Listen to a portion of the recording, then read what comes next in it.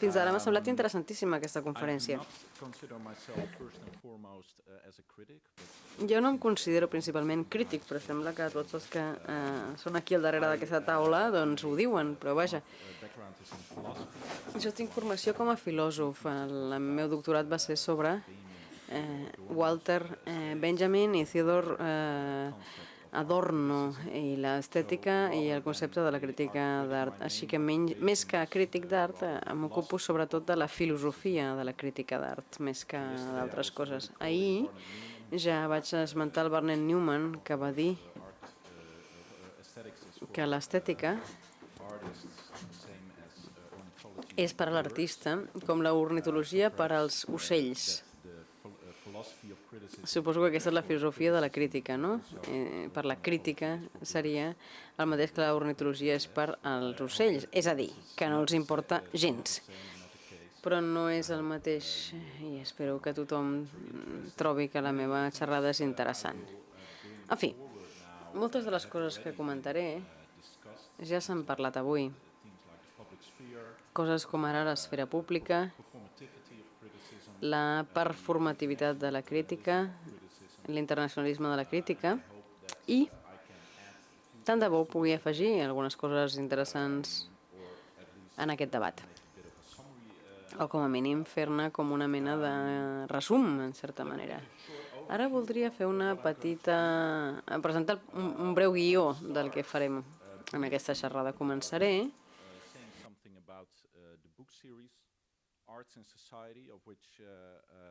Començaré parlant de la sèrie de llibres, o la col·lecció de llibres Arts in Society. Aquest llibre meu últim forma part d'aquesta col·lecció. No és un moment publicitari només, sinó que servirà per mostrar en quin tipus de crítica d'art i de teoria de l'art estic treballant. Parlaré també una mica del llibre Spaces for Criticism, que forma part de la col·lecció que dèiem abans, i per què vam decidir escriure'l. I després arribarem a la part principal de la meva xerrada, cap a una especiació de la crítica. I aquesta part de la xerrada consistirà en parlar primer de les conseqüències que té aquesta compressió de l'espai-temps en el món de l'art i de la crítica d'art. Després parlaré dels problemes que jo veig en la crítica d'art internacional, o potser hauria de dir internacionalista i atemporal o intemporal, i després parlaré d'una mica el qüestionament, fent una rehistoricització i un espaciament de la crítica. I per últim, parlaré breument d'un petit fragment de Walter Benjamin, del llibre One Way Street, un carrer de direcció única, que es titula com Aquest espai està per llogar. Parla de la crítica d'art justament, aquest fragment, aquest espai està per llogar. La sèrie de llibres titulada, a la col·lecció Arts in Society, les arts de la societat, és el resultat de la col·laboració entre el Centre de Recerca Arts in Society de la Universitat de Groningen, que és on soc jo. Groninga, de fet, és un centre de recerca que inclou acadèmics del món de l'art, del cinema, gent que treballa a les arts visuals, a la història de l'art, a la sociologia de l'art i a l'estètica, i l'Escola de les Arts de Fontes. És una escola d'arts aplicades, diguéssim, i l'editorial Feliç d'Amsterdam. L'editor d'aquesta col·lecció és el meu amic i company Pascal Hille, que és sociòleg d'art, i aquesta col·lecció està formada per ja un bon nombre de títols. Aquí en veiem alguns, sobre les arts comunitàries, la política de la intervenció il·legal, les institucions de l'art en un món pla, ensenyar art en el món neoliberal, la formació de l'art més enllà de les arts, si no hi ha cultura no hi ha Europa, i espais de la crítica. Un gir en els discursos contemporanis sobre l'art. Aquests títols pretenen, cadascun d'ells, agafar un concepte o un tema urgent i a partir de les diferents perspectives una mica fer llum sobre aquestes idees. La noció del procomú, dels béns comuns, es parla des de la perspectiva dels filòsofs i els acadèmics en un d'aquests llibres i també des de la perspectiva dels artistes i els que parlen o els que elaboren les polítiques artístiques. O el llibre Si no hi ha cultura, no hi ha Europa, s'inspira en artistes, acadèmics i altres que treballen en aquest terreny i conté entrevistes i algunes parts més d'assaig. Formen part una mica de la fórmula d'aquesta col·lecció de llibres. No pretenen ser una sèrie purament acadèmica. Nosaltres com a acadèmics se suposa que òbviament hem d'escriure i publicar en aquestes revistes revisades per iguals d'aquestes que són de categoria AAA i bàsicament anglosaxones, però també ens agraden aquesta mena de col·leccions artístiques que jo penso que arriben més enllà a d'altres tipus de públic. La raó per la qual jo sóc aquí, de fet, no és perquè jo escriguís articles en revistes d'aquestes revisades per iguals, sinó perquè jo també he contribuït en un dels llibres d'aquesta col·lecció. Per al 5è aniversari de la col·lecció, Feliç i Pascal van fer aquesta col·lecció de cerveses. L'editor és belga, o sigui que algun pes ha de tenir en tot això, no? I parlant del llibre, que jo vaig publicar amb companys de Groninga com Pascal i dos companys de Viena, Susana Vilevska i Ruth Sondereke. Espais per a la crítica, girs o canvis en el discurs contemporani sobre les arts. Amb aquest llibre nosaltres pretenem donar resposta a tot aquest discurs sobre la crisi de la crítica, o la mort de la crítica, es podria dir, que ja s'ha comentat avui. Avui la Joana n'ha parlat. Hi ha nombrosos articles de persones com James Elkin o Rona MacDonald, Maurice Berger i d'altres que parlen de la crisi o la mort de la crítica. Nosaltres, com a editors, tenim un cert descontentament respecte a aquest discurs. És cert que s'estan produint molts moviments en el món de la crítica, que hi ha canvis que estan sent benvinguts, però jo vacil·laria respecte a parlar de la mort o del final de la crítica en lloc de parlar de canvi, desplaçament, gir o divulgació de la crítica, com seria el títol d'aquesta conferència en certa manera, no? La disseminació crítica seria el títol. Bé, nosaltres el que volíem era parlar de on es troba la crítica. Això és el nostre interrogant. Quins són els espais crítics i alternatius on es produeix la crítica, on els crítics poden trobar un espai on situar-se. Nosaltres estàvem intentant construir juntament amb tots els que han contribuït a aquest llibre, estàvem intentant construir, com deia, una topologia de la crítica.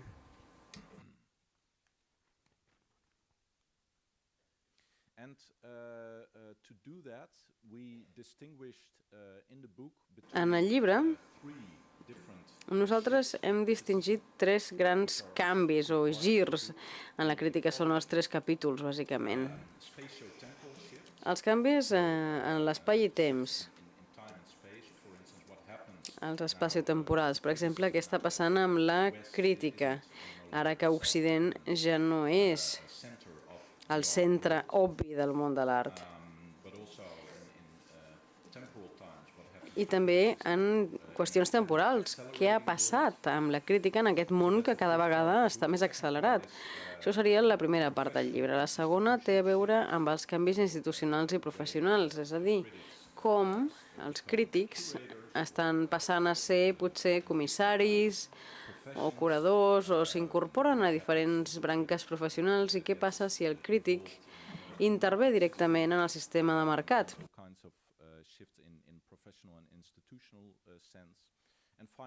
I altres canvis professionals i institucionals. I per últim, en el darrer capítol es dedica als canvis d'identitat o als canvis en els mitjans, és a dir, crítiques que es fan a internet o en blogs, crítiques no de l'escola tradicional o crítiques que venen d'altres vies, no? Per exemple, la crítica queer o la crítica feminista postcolonial.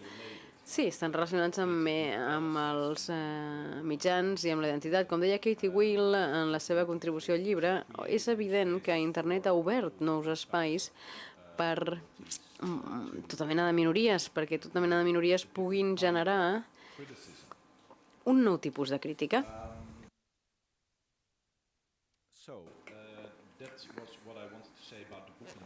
Això és el que volia dir del llibre en termes generals i ara voldria centrar-me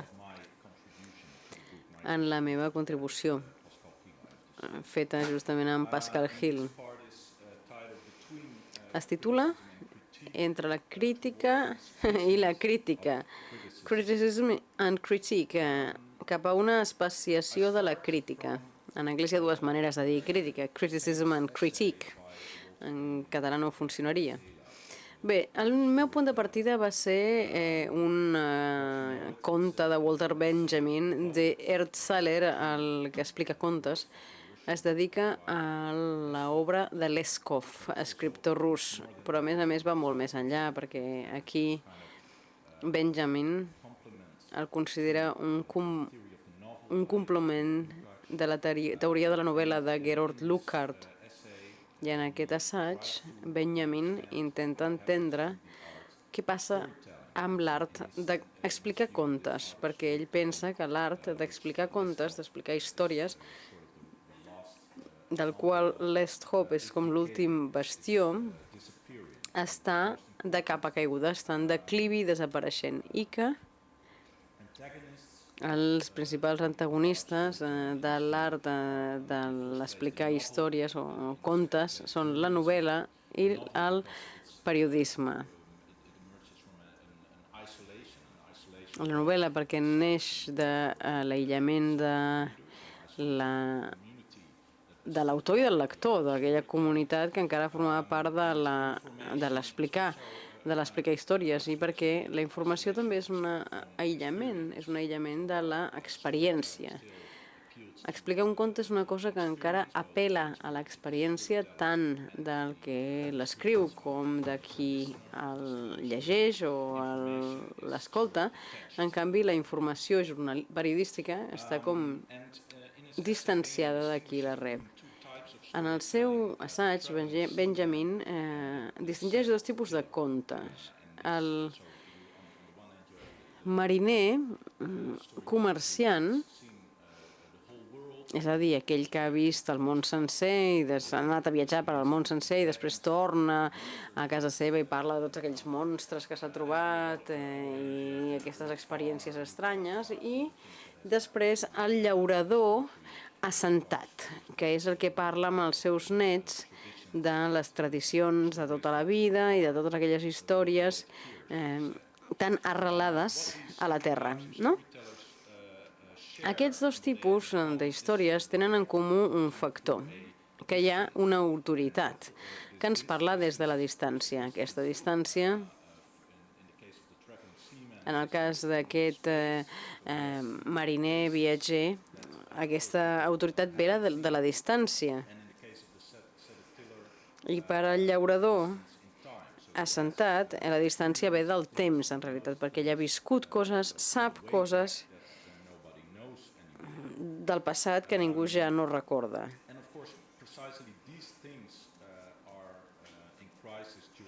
I aquestes dues coses han entrat en crisi amb la modernitat. En el cas del periodisme, tothom està al dia.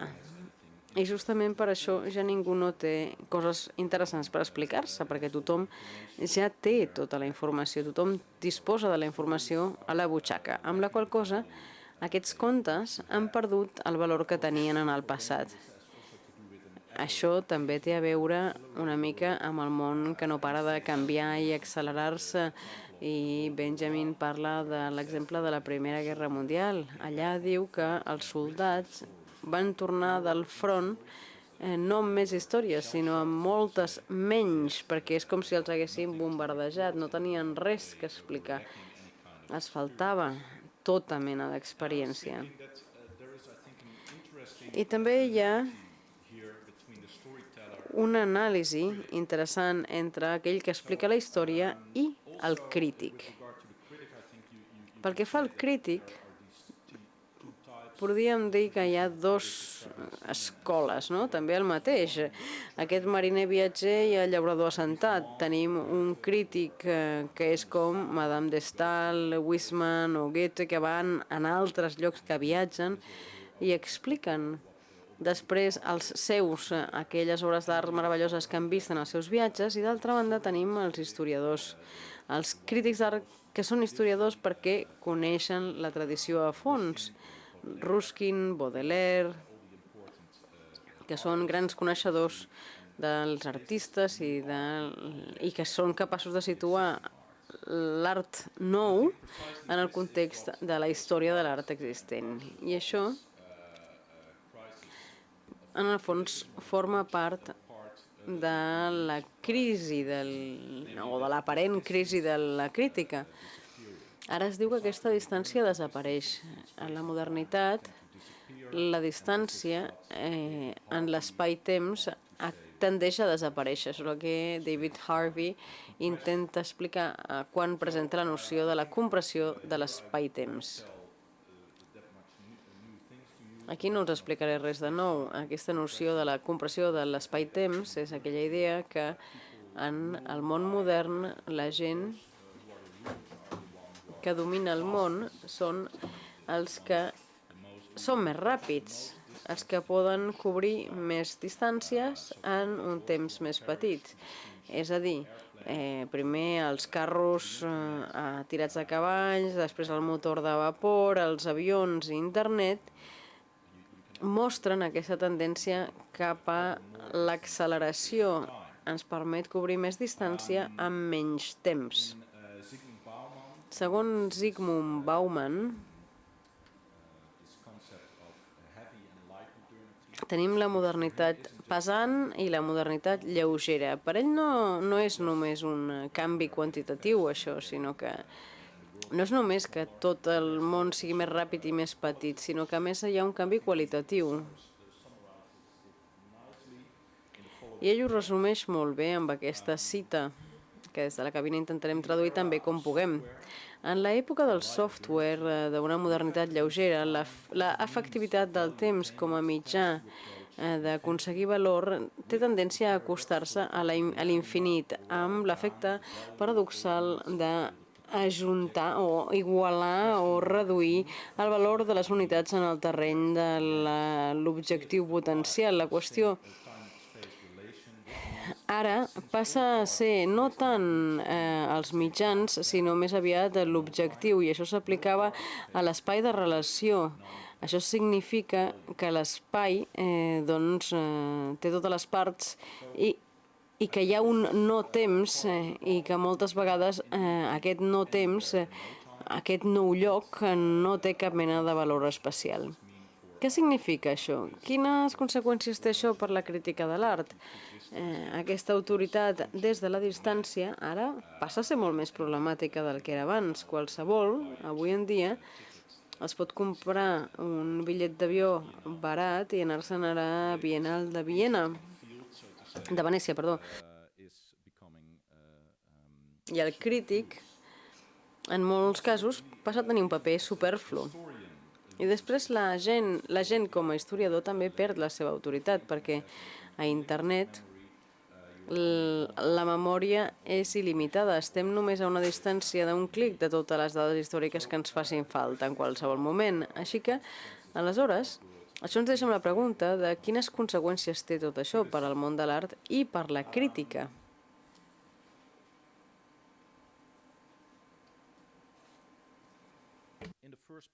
En primer lloc, les conseqüències per al món de l'art.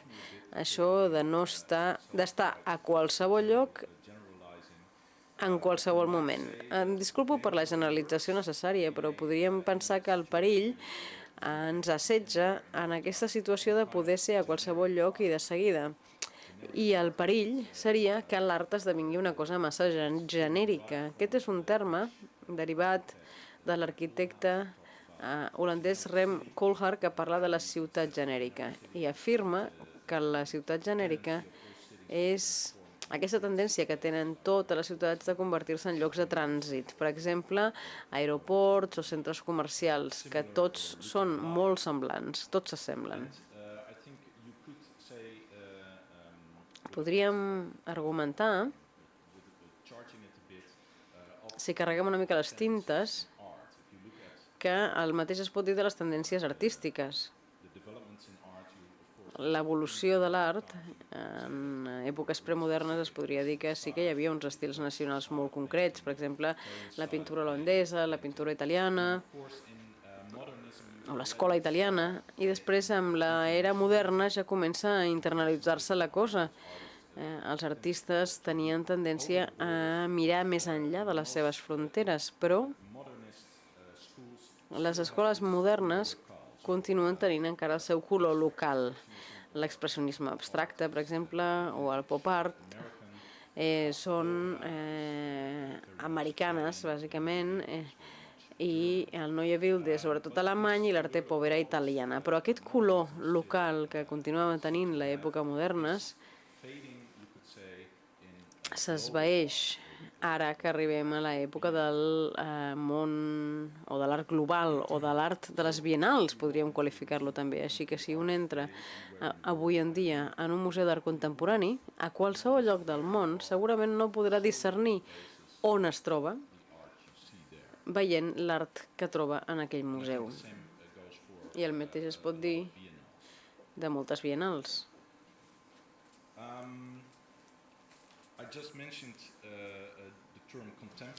Jo he esmentat el terme contemporani. Estic passant de lloc a temps.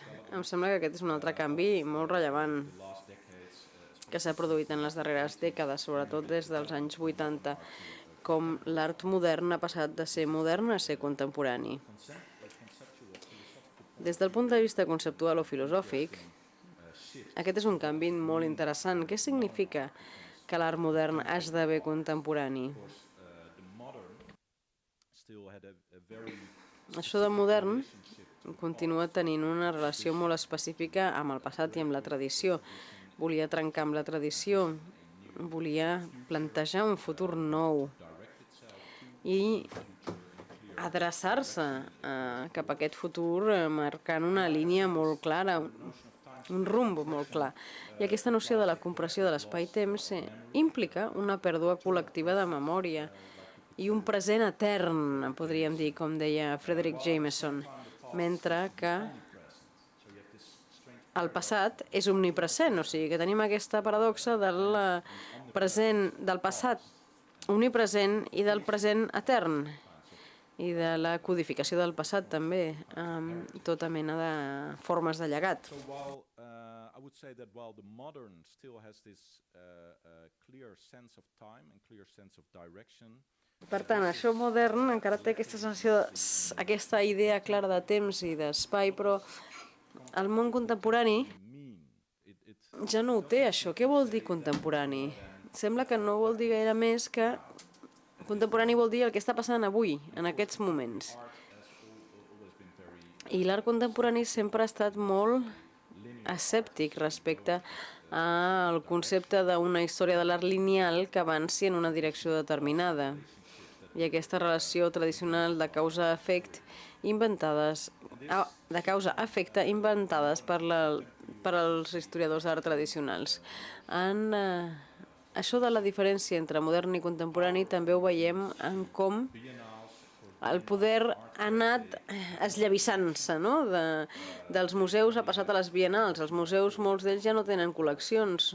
Podríem dir que només tenen la recurrència eterna d'allò novedós, però fins i tot allò que és novedós passa, està en perill, perquè allò que és nou, com Boris Gross diu, és sempre una adaptació negativa a la tradició cultural, a allò que ja existeix. Així que el que estem veient és que, i potser això sona una mica pessimista, però vaja, estem veient que l'art de les biennals i la McGuggenització de l'art, és a dir, l'art que es troba en els no llocs. I això també té molt a veure amb les institucions i la horitzontalització del món de l'art. La creixement sospita en què viuen les institucions d'art, cosa que té un vessant democràtic, òbviament, però que també implica el perill d'aplanar totes les verticalitats que es produeixen a l'art, a qualsevol institució de l'art. A veure, penso que la Biennal és el que Guattari i Deleuze anomenarien un post-institut. Però parlem de la crítica. Què significa tot això per a la crítica? El crític hauria de convertir-se en un contrapès d'aquest moviment, en certa manera? Això sembla improbable perquè el crític, en general, forma part integral d'aquest moviment de la modernització. Com Nicolas Bourriol diu que el crític és un agent de la deslocalització, perquè el crític sempre ha estat molt reticent respecte als tradicionalismes. És una figura que vol mirar més enllà de les fronteres, que vol anar cap al que passa en altres països. És un fill de la modernitat, és un analitzador de l'esfera pública.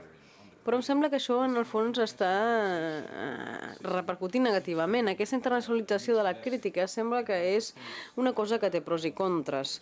I una de les coses... I jo voldria mostrar-ho, o demostrar-ho, mitjançant l'IAE. Algú sap què vol dir, IAE? It stands for International Art English. Vol dir International Art English. És un terme introduït per dos escriptors, Ruhl i Levine, en una contribució, en un article a la revista Triple Canopy. Parlen de la terminologia internacional de l'art, que conté paraules de tota mena, com apòria, biopolític, transversals, alguns polítics, alguns prefixos com meta, hiper, proto, poli, i tot seguit de transformacions on visual passa a ser visualitat, global vol dir globalitat, potencial esdevé potencialitat, experiència esdevé experiencibilitat. És que em sap greu, però jo no sé ni pronunciar-ho, això. Diu el ponent, molts de nosaltres ho podrem reconèixer, oi que sí? Molts ens podem fins i tot identificar i haurem viscut això en carn pròpia, com a mínim nosaltres. Jo me'n puc acusar a mi mateix d'haver viscut les coses una mica des d'aquesta perspectiva. Quan es critica l'internacionalisme, crec que en el fons moltes vegades té a veure amb aquesta mena d'argot, d'anglès de l'art internacional. Això, en el fons, ens està dient com si el crític ja no estigués inscrit en una esfera pública determinada o en un entorn local determinat. És com si el crític hagués sortit d'un discurs genèric sobre l'art que posa en perill el paper públic que té el crític. Crec que aquest és el mateix problema que ens trobem amb una altra dimensió, amb la dimensió del temple. Igual que que els museus, el crític ha format part d'aquesta consciència històrica de l'art, d'aquest moviment històric de l'art, però en la crítica es podria dir que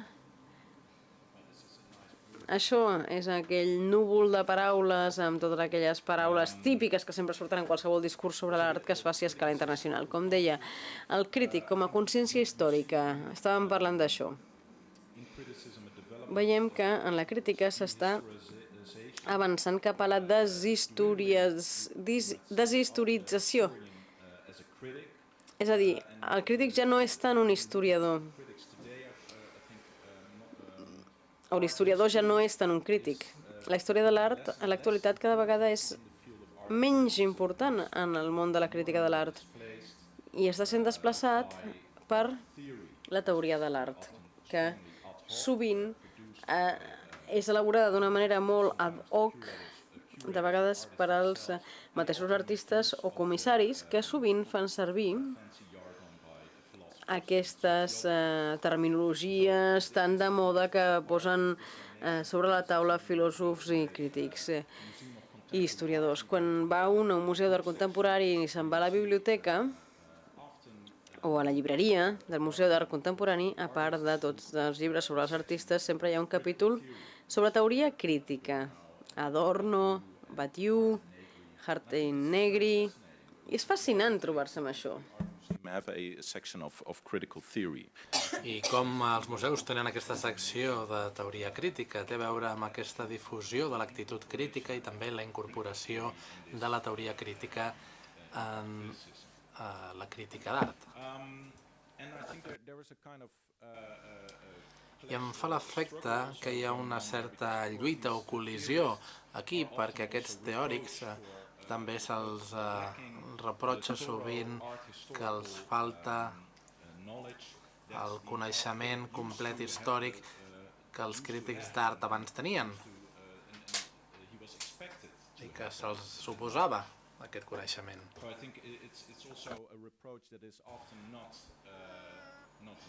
I de vegades no és equivocat, això. Els filòsofs i els sociòlegs, quan s'ocupen de l'art, molt sovint els falten coneixements d'història de l'art. Almenys en el meu cas és així. Però, òbviament, la qüestió és si realment és un problema.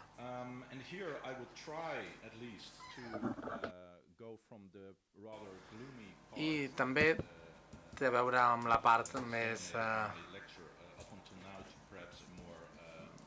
fosca que ha dominat fins ara la meva ponència i s'alvira una mica de llum al final del túnel. I, esclar, part de la resposta té a veure amb la rehistorització, això ve d'International Arts English, la rehistorització de l'art. És a dir, amb això no vull dir que hauríem de tornar als historiadors de l'art com a crítics o que la història de l'art per si sola sigui l'única que tingui dret a fer crítica d'art. Però crec que no es pot tornar enrere i que aquesta nostàlgia seria inútil, precisament perquè, com citava abans Bourdieu, deia que el crític és l'agent pròpiament de la localització. I, de fet, en lloc de parlar de la mort de la crítica, jo parlaria més aviat del desplaçament de la crítica. Però, d'altra banda, també no hem d'elevar aquest nou món feliç de crítics que fan teoria, entre cometes, i tot aquest discurs no crític de la xarxa d'aquest nou món ha estat estimulat i encoratjat en part per aquesta comoditització i l'albarització del nou món de l'art. I com podem posar més verticalitat en aquesta crítica de l'art? Aquí m'agradaria citar Frederick Jameson, que sempre historitza i diu que és l'únic imperatiu transhistòric. I per què és tan important això? Perquè és important historitzar. Doncs crec que la historització i aquesta noció del present etern és important perquè la consciència clara de la història sempre contrarresta l'imperi de la naturalitat, de l'obvietat i de la necessitat de la situació present i actual. Es podria dir, doncs, que la història és una escola d'aprenentatge de la contingència i mostra que tot podria haver estat diferent i, per tant, tot pot ser diferent encara. En aquest sentit, aquesta història, aquesta historització seria el contrari de la noció d'historització anterior de Hegel, que mostrava el curs necessari en la història, que és el contrari del que tenia en ment Jameson.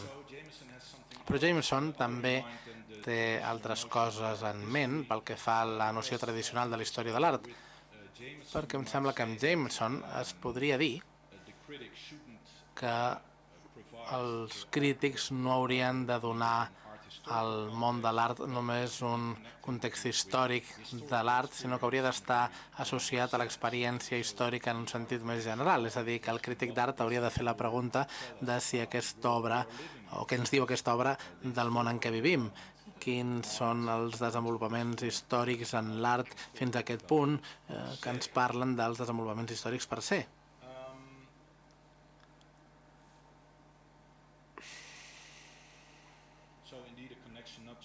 Així doncs, una connexió no només amb la història de l'art, sinó amb la història en si mateixa.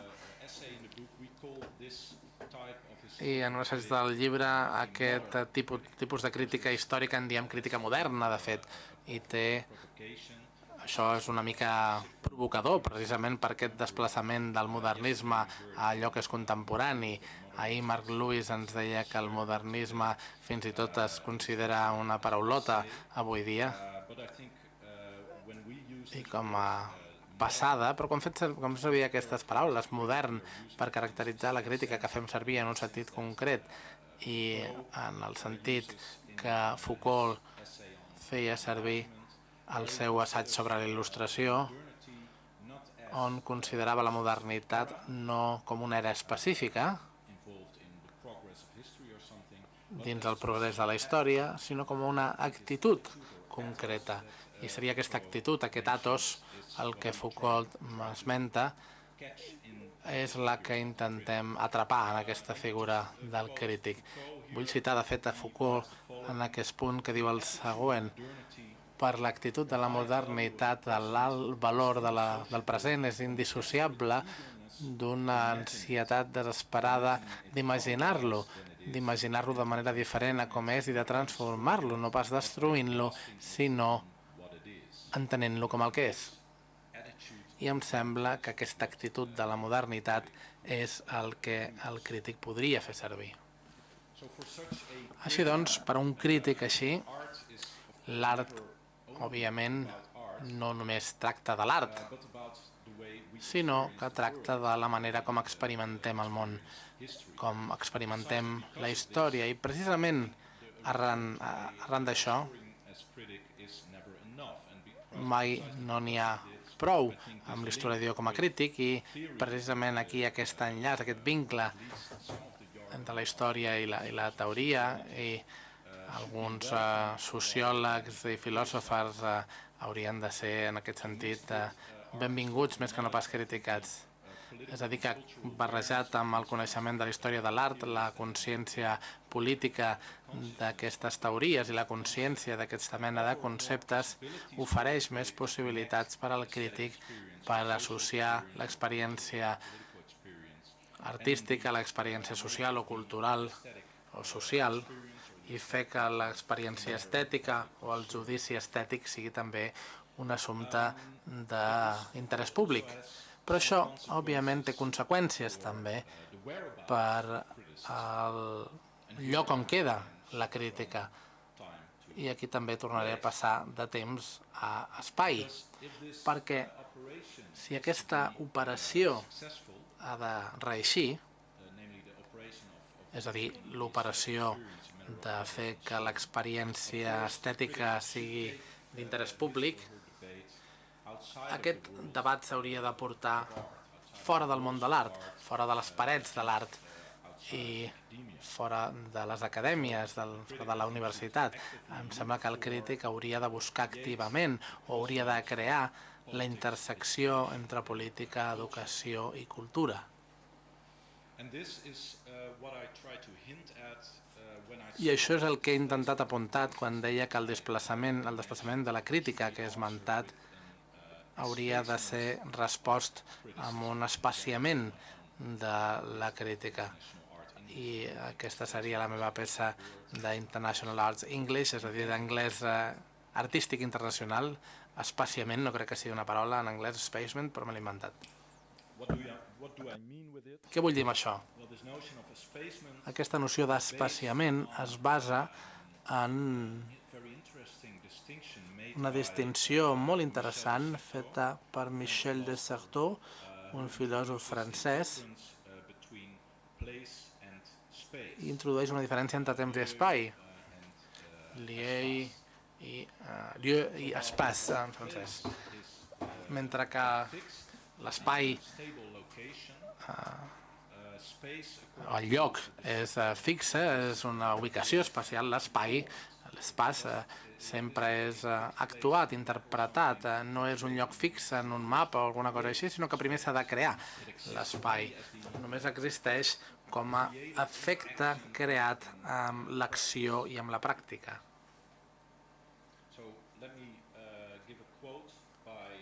I vull compartir una cita de Michel de Certeau que diu que el lloc és l'ordre del tipus que sigui d'acord amb el qual els elements es distribueixen en relacions de coexistència.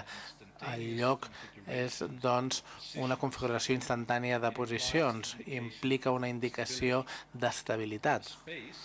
Un espai existeix quan hom té en compte factors, aquí tenim els factors, vectors de direccions, velocitats i variables temporals. Aquests espais estan compostos per la intersecció d'elements mòbils i en relació amb l'espai, en relació amb el lloc, l'espai és el lloc que és parlat, on hi ha l'ambigüitat de l'actualització de la realitat. L'espai és un lloc pràctic, per dir-ho així. És a dir, que l'espai, i aquí parlo d'espais per crítica, els espais per crítica només existeixen com a pràctiques. Han de ser conformats en el temps de pràctica, en la pràctica un cop i un altre. I l'espai públic o l'esfera pública no estarà restringit a un sol lloc ni tampoc a un sol mitjà. El que compta és només el fet de parlar en públic i en aquest sentit podríeu dir que tant és. Si tens la crítica a internet o als diaris o en aquesta sala, el que és important és l'acte de parlar en públic, el fet d'aixecar la veu, per dir-ho així, de dir la nostra. Això també està relacionat amb la noció de parèsia de Foucault, la noció d'alçar la veu i de fer-ho davant de l'autoritat. I em sembla que aquest és potser el problema que coneixem com la crisi de la crítica. La crítica es va mantenir massa dins les parets del món artístic professional d'una banda i l'acadèmia de l'altra.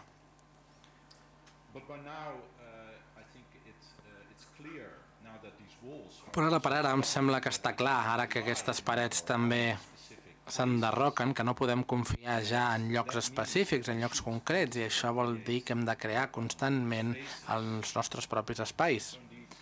Així doncs, en definitiva, la crítica sempre es realitza i el que sempre m'ha agradat com a metàfora d'aquesta noció d'espai de Michel de Certeau és un fenomen que en holandès coneixem com elephant's paths, com camins d'elefant. No sé si això en anglès es tradueix. probably know what I mean. Però si mireu aquesta imatge entendreu el que vull dir. Book by a Dutch photographer. Això és d'un llibre meu que tinc sobre John Derek van den Burg, un fotògraf que va fer tot un llibre amb aquests camins d'elefant. Tens un carrer normal i la gent fa drecera pel mig de l'herba i d'aquesta manera creen els seus propis camins. By performing this deed over and over again, Fent aquest acte un cop i un altre, creen aquests senders, aquests camins, i si deixen de fer-ho torna a créixer la gespa i aquests camins desapareixen. and I think that I em sembla que aquesta mena de subversió, podríem dir-ne, tactic, as o de tàctica, és el que com Michel de Certeau l'anomena, és també quelcom que els crítics haurien d'adoptar. first and foremost, Així doncs, primer de tot, és important que el crític d'art es plantegi o es consideri a si mateix com a intel·lectual públic, com he dit doncs alguns cops ja, transformar l'experiència estètica en un assumpte d'interès públic. this brings me to the final part of my I això em porta a l'última part de la meva conferència. Com he promès, tornaré al final a Walter Benjamin the fragment This Space for Rent. i el fragment d'Espai per llogar, que és part d'un llibre que ja va esmentar ahir Peyo, Quite surprised that he didn't i em va sorprendre, de fet, força que no comentés aquest passatge, aquest fragment concret, perquè està molt connectat amb el que dèiem ahir sobre la relació entre la crítica i la publicitat. so like Peyo yesterday said, Com en deia en Peyo ahir, already see from the com ja veiem a la portada en aquest llibre, aquí s'adopta una mena d'estratègia publicitària i totes les parts del llibre are named tenen el nom segons senyals on the street. So de trànsit o coses que es troben al carrer, és a dir, tant els senyals de tràfic de trànsit com tota mena de rètols, cartells de publicitat que es troba al carrer. I un d'aquests fragments et diu Diese Flächen und Vermieten, és a dir, l'espai de lloguer, fragment seems to imply that i the place aquí l'autor sembla que implica que l'espai del crític està buit, està vacant, és a dir, que s'ha acabat amb la crítica tradicional, per dir-ho així, ja no hi és, i ara aquest espai està per llogar, està obert i l'hauríem d'aprofitar, d'agafar, per dir-ho així. Permeteu-me que citi aquest fragment. Bateman diu el següent: the decay of criticism. els 28, by the way. Fool's Lemon, the decay of criticism. For its als day, bojos no els agrada la caiguda de la crítica, perquè la crítica té a veure amb la correcta distància. Estava com a casa en un món en què la perspectiva podia prendre un punt de vista, però ara les coses s'han posat massa juntes en la societat humana. L'ull innocent és ara una mentida. Potser tot el mode d'expressió ingenu es comparteix amb la competència. Ara la mirada mercantil en el cor de les coses és segurament la publicitat. I aleshores arriba la part més bonica i diu: el que al final fa que la publicitat sigui tan superior a la crítica no és el que diu una llum de neó, sinó el reflex en un toll sobre l'asfalt. I quan vaig començar el meu doctorat vaig veure aquest fragment i em va deixar totalment desconcertat, frustrat, provocat, i no acabava d'entendre el que volia dir.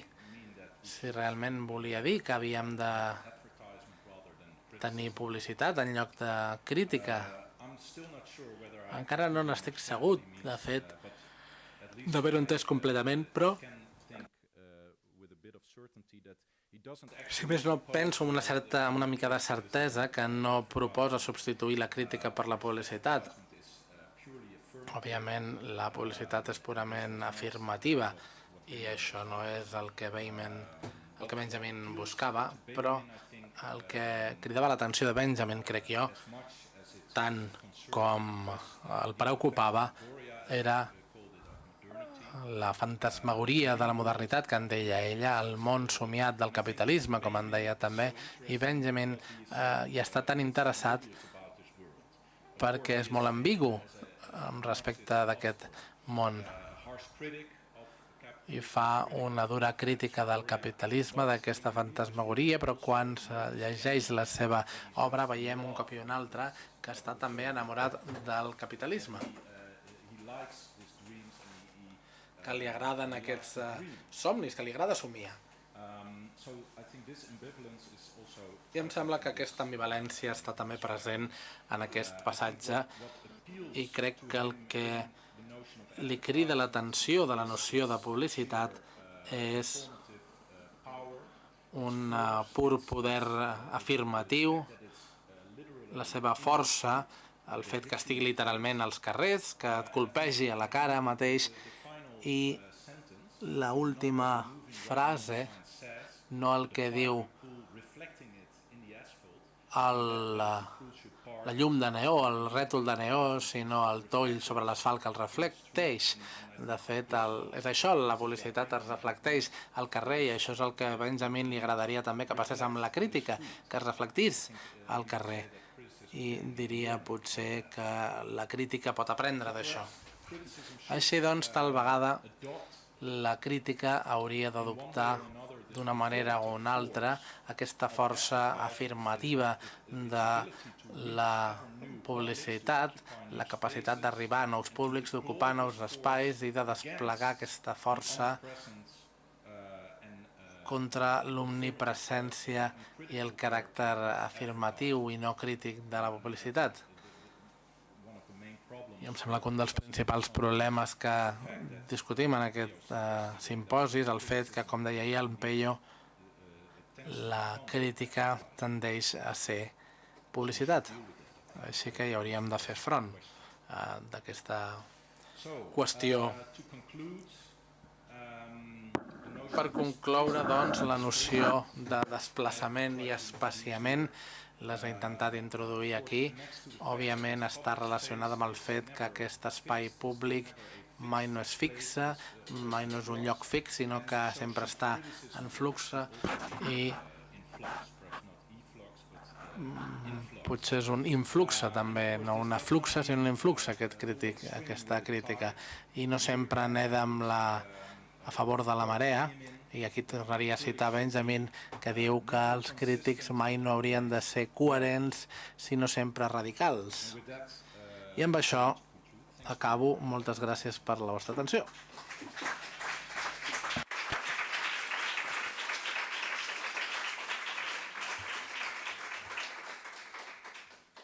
Thank you, Thais. Torn de preguntes. Algun... Oh, sorry, let me just put my earplug in. L'auricular.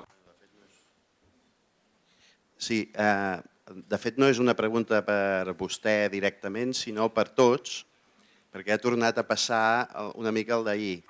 I és que els tres que han intervingut avui han començat per dir jo no sóc crític d'art. En un simposi sobre la crítica d'art organitzada per una associació de crítics d'art que actualment presideixo jo. Llavors sembla com si tots els que veniu a parlar aquí us vulgueu expulsar, com si això de la crítica d'art sigui una cosa molesta, com si fóssim una mena d'apastats. Llavors, clar, jo torno a dir, quan vosaltres dieu jo no sóc crític d'art, jo entenc que voleu dir que no sou Diderot. Clar, tots nosaltres tampoc no som Diderot. Sabem en quin temps vivim. Llavors només era una observació, que és curiosa aquest fet de voler-se desplaçar d'alguna cosa que la crítica d'art és evident que ha canviat la seva formulació, és evident que estem en uns mons i en uns paradigmes molt diferents, Però per mi la crítica d'art és això que esteu fent vosaltres des d'allà, parlant, i nosaltres des d'aquí, generant discursos.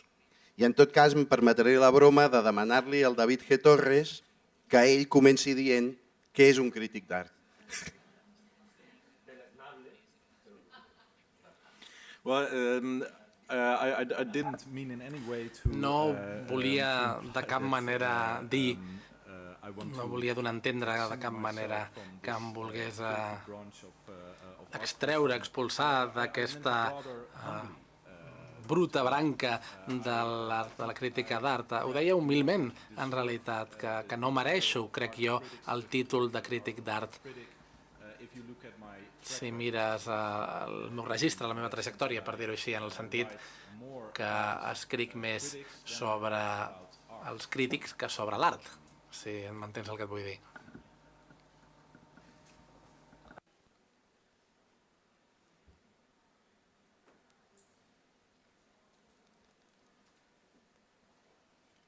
Sí, jo volia preguntar, quan heu classificat els crítics com a mariners o llauradors, si en realitat amb l'aparició d'internet hi ha el crític abella, aquell que va de flor en flor, tot establint amb els artistes doncs, una relació moltes vegades de complicitat, però a vegades també d'usar-los com decoradors de les teories que plantegen en cada moment.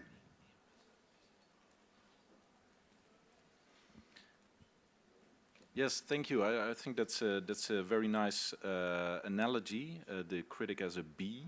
M'agrada aquesta analogia del crític com una abella.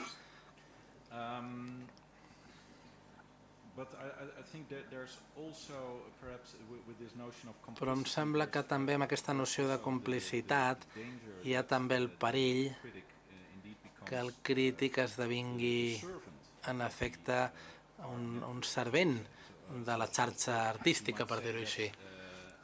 És a dir, podríem dir que en el cas de les flors i les abelles, les flors fan servir a les abelles per procrear, per reproduir-se, i de la mateixa manera el món artístic faria servir aquí el crític per reproduir-se, per procrear.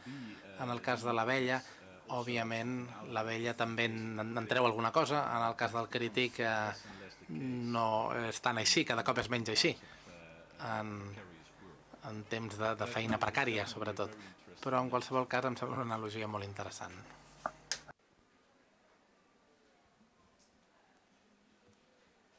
Hola. Me preguntaba, escuchando cómo salía la palabra internacional, si lo internacional era un lugar o un espacio. Yo personalmente creo que es una clase social más que al que mucha gente quiere acceder y estás, pero dentro de lo que tratabas tú como espacio y lugar, es estable y fijo y tú accedes o se puede... No sé si me explico bien. No, I think if I understand you correctly, Bé, si t'entenc bé, aquest món artístic internacional, per dir-ne així, és com una classe elitista, vols dir? Si escribes en inglés, si no escribes, qué tipo de lenguaje usas, que no. No me gusta el término no lugar, pero cuando, por ejemplo, viajas a China y entras en un museo de arte contemporáneo, es como entrar en el Starbucks, reconoces unos códigos sociales y te relajas por un momento, digo, cuando eres occidental como yo. No, entonces reconoces unos patrones y hay igual se podría recuperar la cuestión del estilo internacional.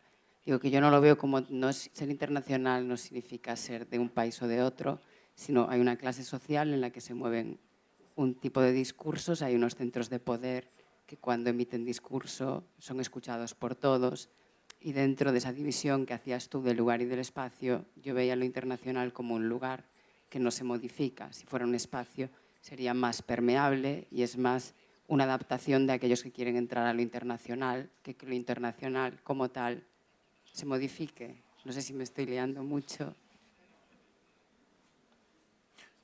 No, I think the problem you are Sí, no, entenc que el problema que apuntes és molt interessant, de fet. Quan parlem de la internacionalització del món artístic, òbviament, el que sovint passa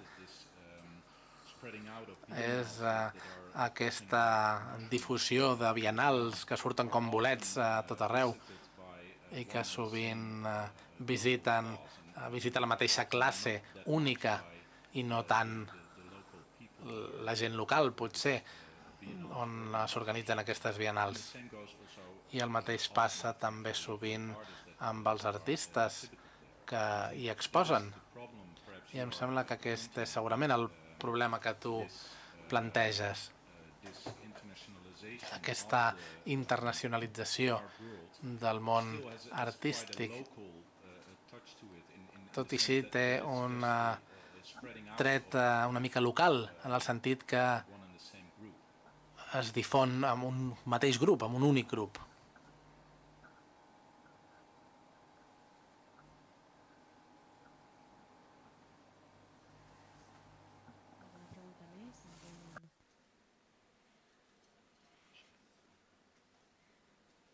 Okay. Thank you, guys. Thank you.